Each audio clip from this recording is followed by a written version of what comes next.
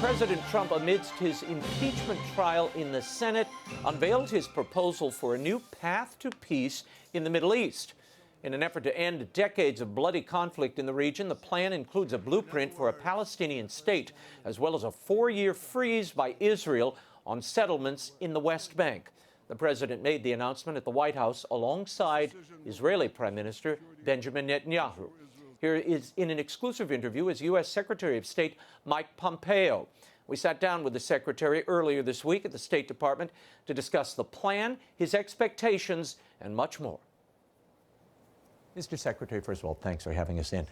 Tell me about this deal of the century as it's being sold. Now, the Palestinians are their noses are out of joint because though they have a capital in East Jerusalem, they don't have control of the holy sites. How do you get the Palestinians to the table? They're rejecting this deal as of right now. Well, thanks for having me on.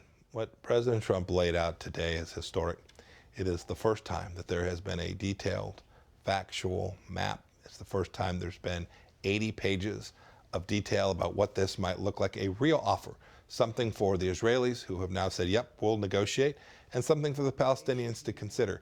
This is a big step forward in its own right. We see in the reactions across the region.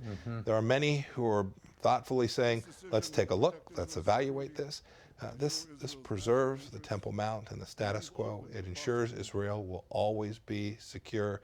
It provides an opportunity if the Palestinians will stop their terror and their funding of the martyrs, Hamas, if they'll disarm Hamas, if they'll do these things that are simple. These are things we ask of every nation state. If they'll do those, the Palestinians have an opportunity to have a state for themselves. This is a real offer based on both the history of the Holy Land and the reality on the ground today. This is a good opportunity to really change the nature of the relationship between these people who have been so challenged for all of these years to figure out how to get peace and prosperity as between them. My vision presents a win-win opportunity for both sides, a realistic two-state solution that resolves the risk of Palestinian statehood to Israel's security. As everyone knows, I have done a lot for Israel, moving the United States Embassy to Jerusalem, recognizing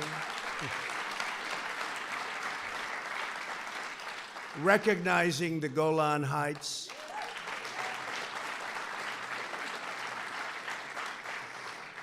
and frankly, perhaps most importantly, getting out of the terrible Iran nuclear deal.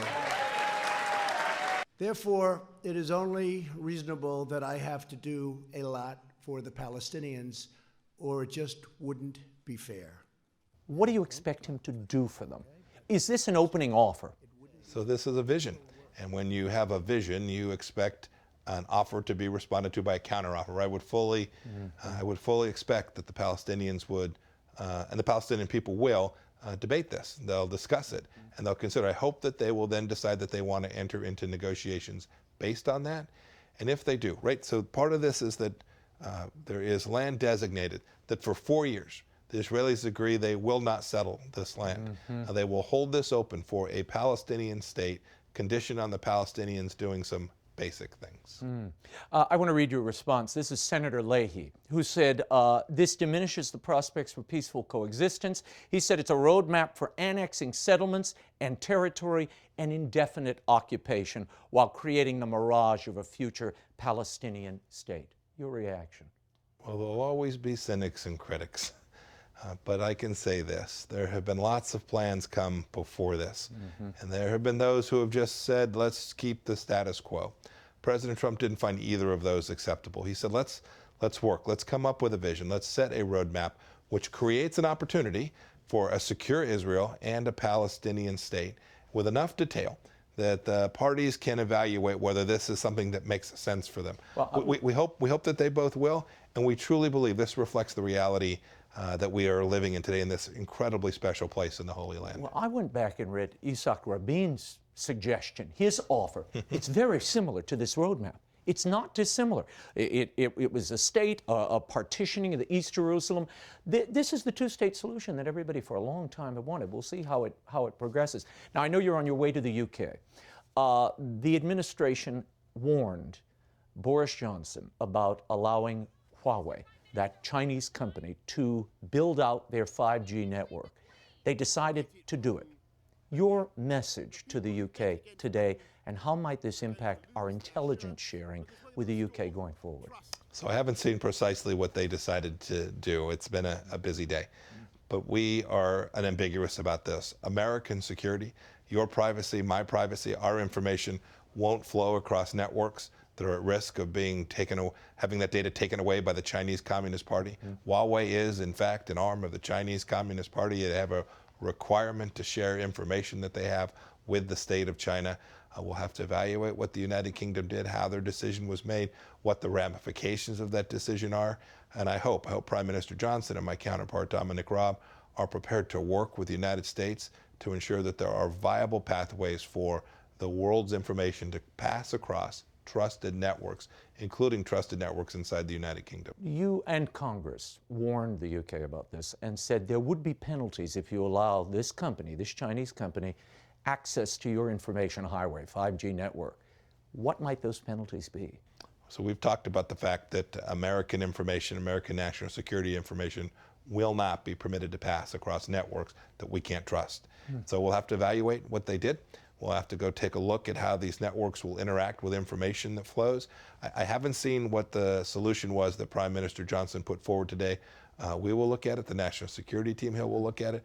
And the American people should know we'll make sure that we do the right thing with our information. And we'll always encourage such close, wonderful partners like the United Kingdom to make sure they get their systems right as well. There have been a lot of questions raised in recent days in connection with the impeachment trial about Ambassador Yovanovitch and her being dismissed.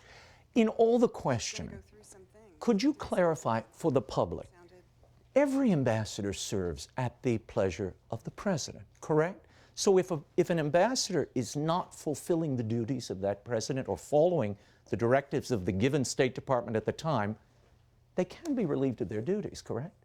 Well, I'm also mindful that every Secretary of State serves at the pleasure of the president. And when I lose the president's confidence or the president's trust, or for the reason that the president thinks there might be someone that can perform these functions in a way that is more consistent with how he wants his Secretary of State to do that job, the president has every right to say, no thanks, Mike, I don't need any more of your time. Thank you for your service. It's true for every one of our ambassadors, for every political appointee.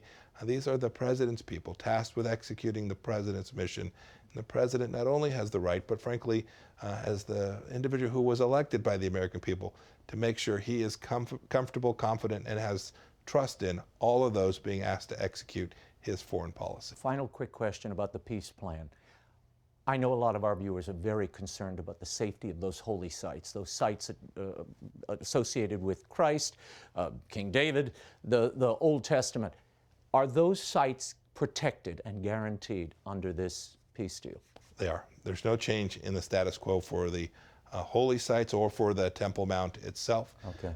You've been there, I've been there. These are amazing places shared by the Abrahamic faiths, and we are determined to make sure that the security for those places remains intact so that all people of all faiths can travel there to be part of this really special place. Mr. Secretary, thank you for this. Thank you very much, sir.